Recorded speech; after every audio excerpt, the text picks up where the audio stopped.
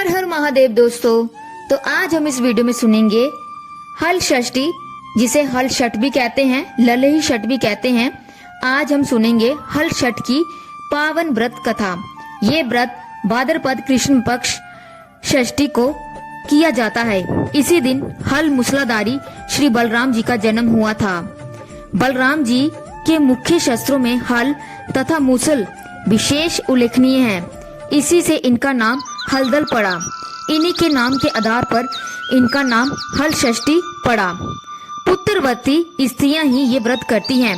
इस दिन महुए की दातन करने का विधान है। पारण के समय इस व्रत में जोता बोया गया अन्न नहीं खाते। इस कारण इस व्रत का सेवन करने वाली स्त्रियां इस दिन चावल का सेवन ही करती हैं। इस दिन गाय का दूध भी वर्जित है। विधि विधान में प्रातः स्त्रियां सुबह उठकर अपने आंगन को लीपकर एक जल कुंड बनाती हैं, जिसमें बैर, पलाश, गुल्लर, कुश की टहनियां गाड़कर ललही की पूजा करती हैं। पूजन में वे सतनाजा जैसे गेहूं, चना, दाल, मक्का, अरहर, ज्वार, बाजरे आदि का बुना हुआ लावा चढ़ाया जाता है। ये व्रत करने से स्त्रियों का सुहाग अटल रहता है तथा अंत में वे शिव धाम को प्राप्त होती हैं। तो आइए सुनते हैं कथा। प्राचीन काल में एक ग्वालिन थी, जिसका प्रसव काल अत्यंत निकट था। एक ओर वे पीड़ा से व्याकुल हो रही थी और दूसरी ओर उसका चित्त गोरस विक्रय में लगा था, जानी कि वे गाय के दूध और दही को बेचने में ही उसका मन लगा था। उसने विचार किया कि यदि बच्चा पैदा हो गया तो फिर दूध दही ऐसा ही पड़ा रह जाएगा। इतना सोचकर वे झट खड़ी हुई तथा सिर पर उसने अपने दूध दही की मटकियां रखकर बेचने को गांव की तरफ चल पड़ी। आगे चलकर कष्ट साध्य पीड़ा के कारण वे एक बनबेरी की ओट में बैठ गई और वहां उसके एक बालक पैदा हुआ। अल्हड़ ग्वालिन ने नवजात शिशु वहीं रखकर वे स्वयं आगे दूध दही बेचने के लिए गांव की तरफ चल पड़ी। संयोगवश उस दिन हल षष्ठी भी थी। गाय भैंस का उसने दूध मिश्रित किया।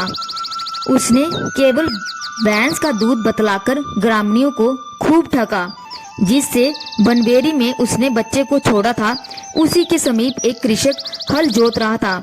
अकस्मात बैलों के भड़कने से चपेट में आकर वे बालक हल का फलक घुसने से मर गया। ये घटना देखकर कृषक बहुत दुखी तथा लाचार हुआ। फिर भी उसने धैर्य धारण करके बनबेरी के कांटों से बच्चे के पेट पर टांका लगाकर घटनास्थल पर छोड़ दिया।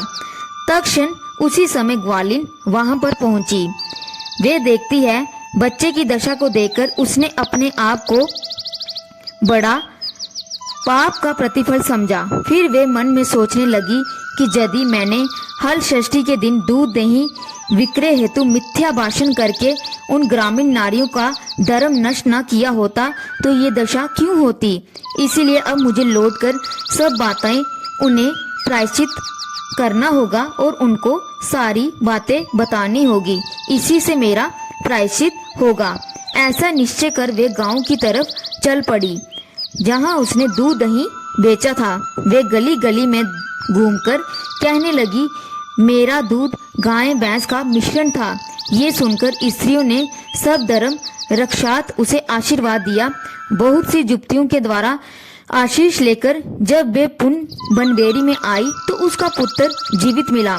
तभी से उसे स्वार्थ सिद्धि के लिए झूठ बोलना ब्रह्म हत्या के समान निकष्ट धर्म समझकर छोड़ दिया। किन्हीं किन्हीं प्रांतों में ललही छठ ललिता व्रत के नाम से भी जाना जाता है।